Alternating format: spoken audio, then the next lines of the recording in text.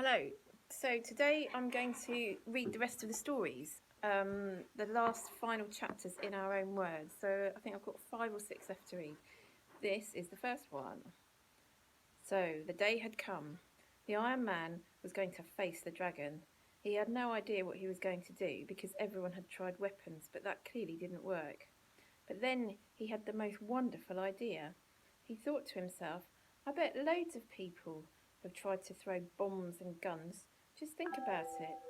If you're Neil Armstrong and you got out of your rocket and you saw a dragon, you wouldn't just go, Hi, my name's Neil, what's yours? You would do something. So he got all his iron and went to Australia. When he got there, he didn't have much time to get ready because he was already there. So he got his backpack, got the iron out, and it was on. You would think that it would be impossible, him bursting fire at you, but no, he thought that it was just another man throwing bombs at him. So he decided to lie down, which was good for him because he was just there lying down. The dragon didn't realise until number 10 because he was still very strong. But then on number 11, he was. Hold on, I have to move on to the next page. It's not going quickly. He was. What was he on number 11? He was gone. Well, he wasn't really. He surrendered and he said, I will go back. And then just like that, he was gone.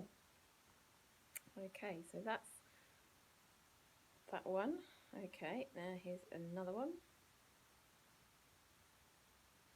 The Iron Man came up with a very good idea. He got everybody in the whole country to bring at least 10 pieces of metal to build a big, gigantic, enormous robot.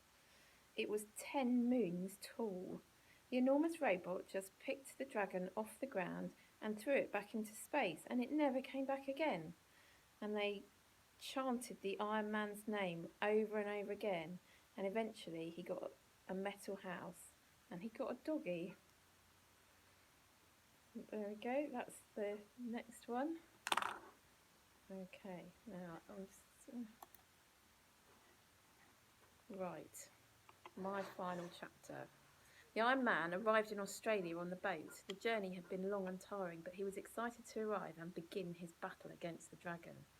The Iron Man stretched his body out, yawned and greased up his joints before munching on an old car.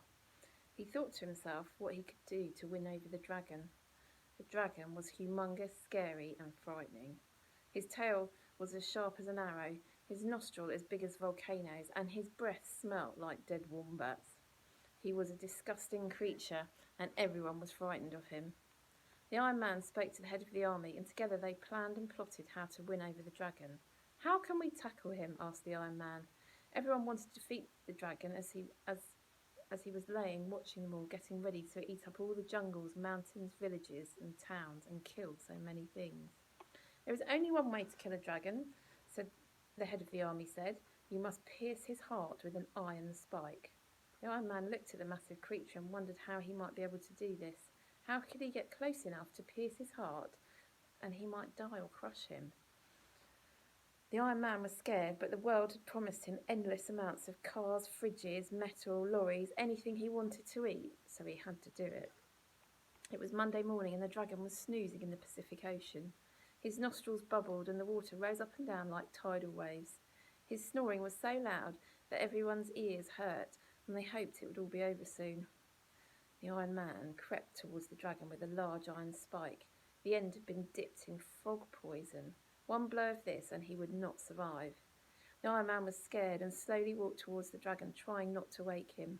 He was getting closer and closer, and then all of a sudden the dragon lifted an eyelid. He looked down at the Iron Man, but thought it was a miniature statue like the ones you see in big cities.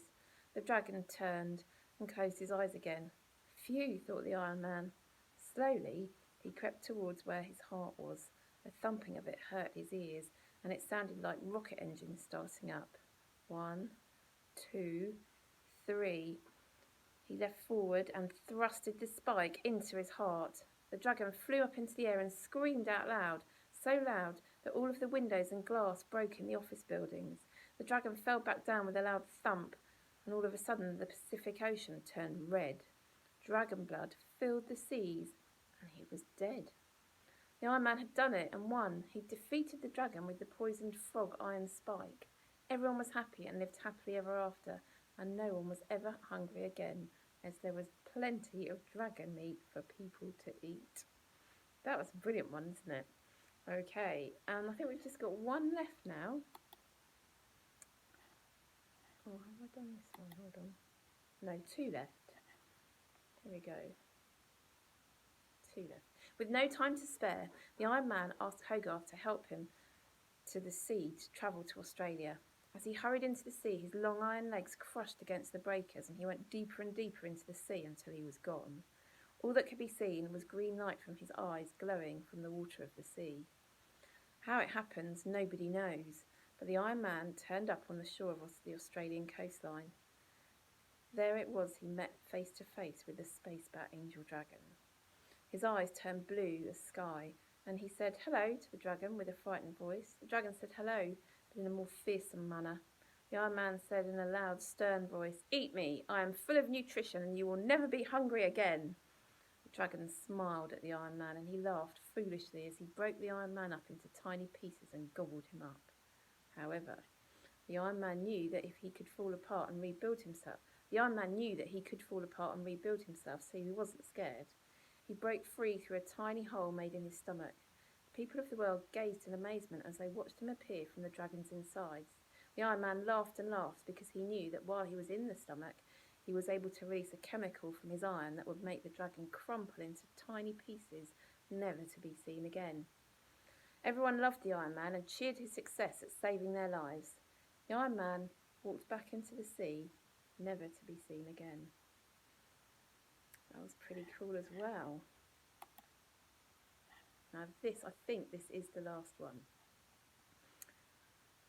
As the boat with the Iron Man arrived into dock, the people standing on the dock thought that there was another monster, so they ran like the wind, but he grabbed a couple of them and he calmly said, "I am here to save you, not kill you." But the space bat Angel Dragon heard, and he knew he was in for a fight. So the people explained what didn't work on the space bat Angel Dragon. The Iron Man thought to himself after hearing all of what didn't work. Then they said, "All the space monster eats is things that are alive." He looked around and saw a tree and saw small dots on it. "I've got it," he whispered. He placed the people he was holding on the floor, as delicate as a leaf falling on the green grass. He walked over to this tree and he put out his hand to pull it out of the ground. "Stop! Do not touch them," shouted one of the people. "Why?" said the Iron Man, looking quite puzzled. "Because it will scar you forever like hogweed," said a different person. "I have a great idea. What if the space monster eats it?" said the Iron Man. "How are we going to carry it?" said one person at the back of the crowd. "We will set a trap." Later that night, the trap was set. Iron Man gathered a group of people together where the space dragon could hear them. The group of people started to speak very loudly. They were saying, "Don't let the space dragon eat this plant. It will make him as powerful as ever, and no one will ever be able to defeat him." Straight away, the space dragon thing rushed towards the bunch of trees, and before the Iron Man could celebrate, they were all gone, and the space dragon thing was feeling a bit drowsy and sleepy. At that moment, the dragon was falling as fast as a cheetah at its top speed. The space dragon thing was defeated and left and went back into space, never to return again. And the people of Earth realised that Iron Man was a hero, not a monster.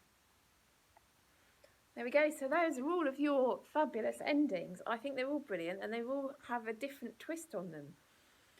I'm going to stop this film here, but if you click on the next one, you'll hear the actual ending of the story.